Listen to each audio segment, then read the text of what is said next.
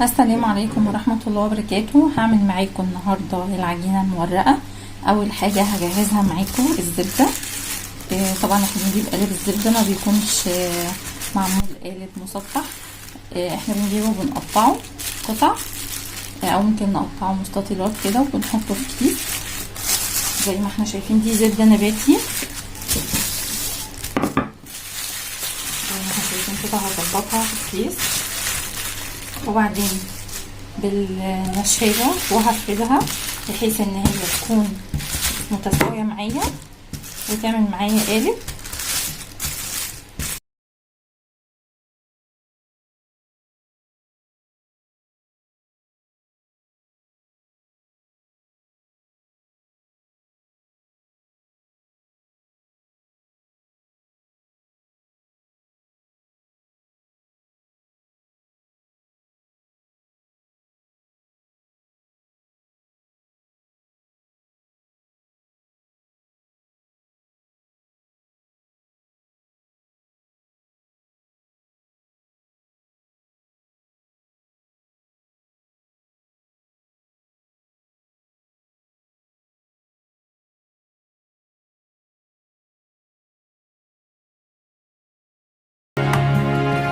خلاص دلوقتي انا جهزت معايا القالب اللي انا هستخدمه، قالب الزبدة.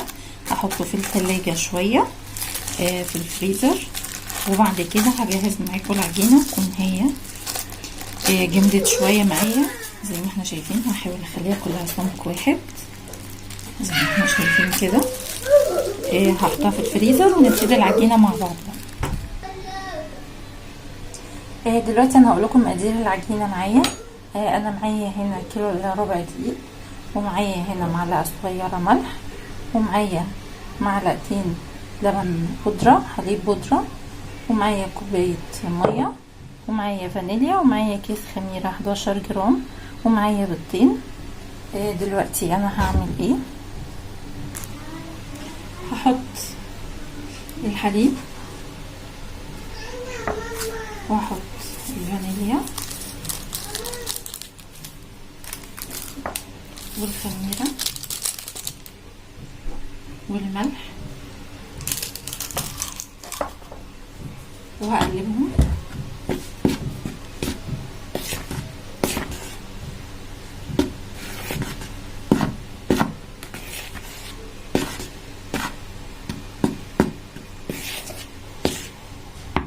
خلاص الدقيق جاهز معايا. دلوقتي هعمل بقى البيض، هقلبه.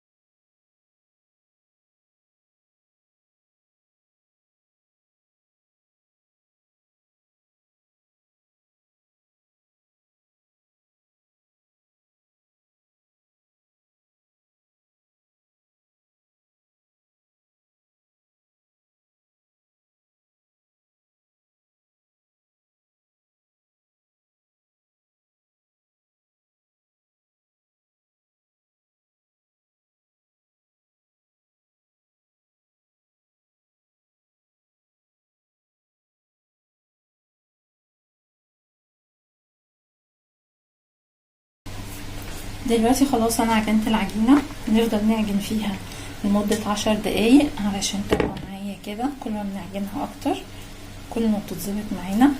زي ما احنا شايفين سهلة في الفرد وقوامها حلو قوي. انا رشيت هنا دقيق زي ما احنا شايفين كده، ونرش من فوق برضو.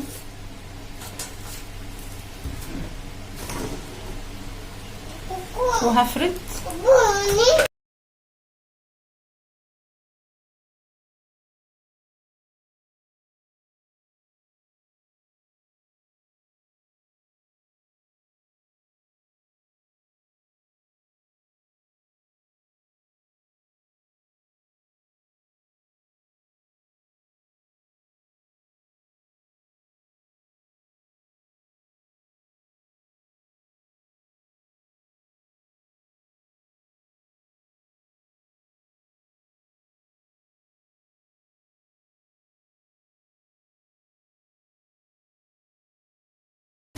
دلوقتي خلاص قالب الزبده زي ما احنا شايفين جامد معانا شويه.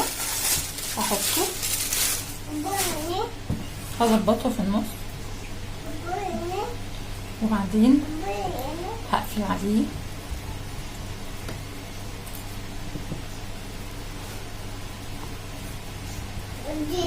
من هنا كمان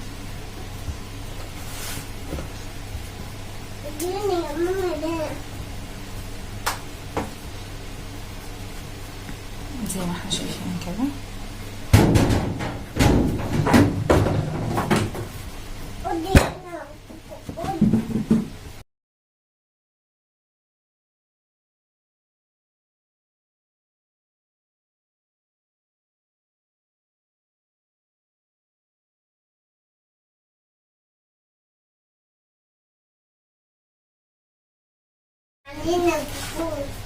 وبعدين هتنيها تاني برضو زي ما احنا شايفين كده.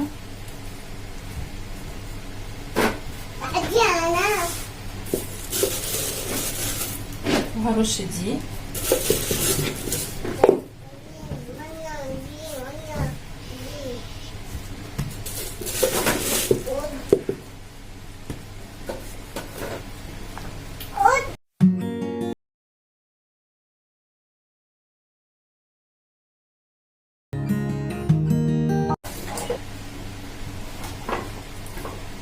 دلوقتي. بقى هلفها اخر لفه كده، مش ظرف زي ما احنا كنا عاملين، لا هقفلها كده على بعضها وهسيبها ترتاح شويه في التلاجة علشان الزبده ساحت معايا. لو لقيت الزبده ساحت معايا جامد برجع تاني احطها في التلاجة وبعد كده اطلعها اشتغل فيها. دلوقتي خلاص انا طلعتها من الفريزر، سبتها نص ساعه.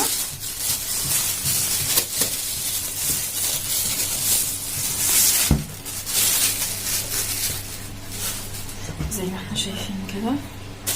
انا بقى هرش نشا المره دي مش دقيق.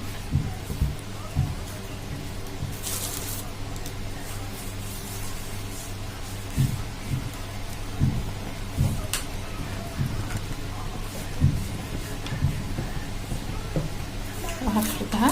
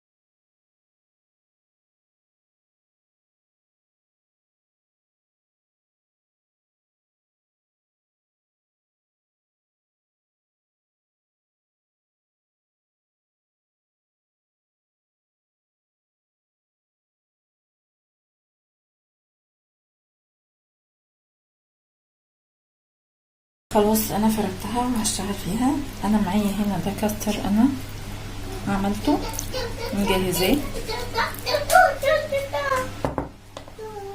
هقطع بقى بالاشكال اللي انا حباها. هقطع ده كده، اسوي العجينه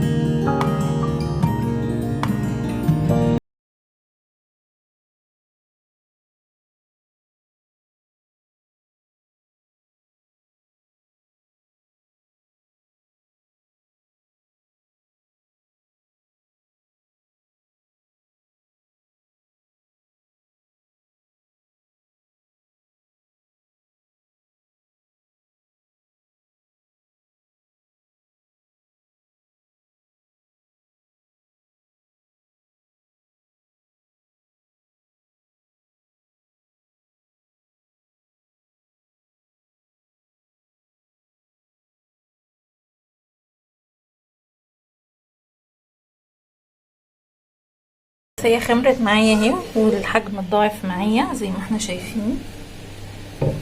دلوقتي بقى انا معايا هنا ميكس قشطة على عسل نحل بدل صفار البيض، بدل البيض يعني، على حسب ما كل واحد حابب يعمل ايه. ممكن تحط عادي البيض وعليه الفانيليا.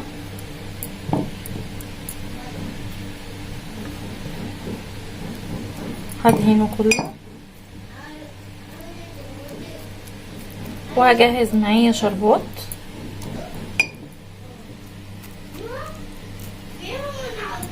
كوباية سكر على نص كوباية مية على عصر نص ليمونة،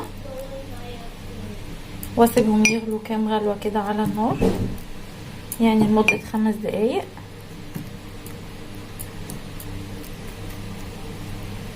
زي ما احنا شايفين كده.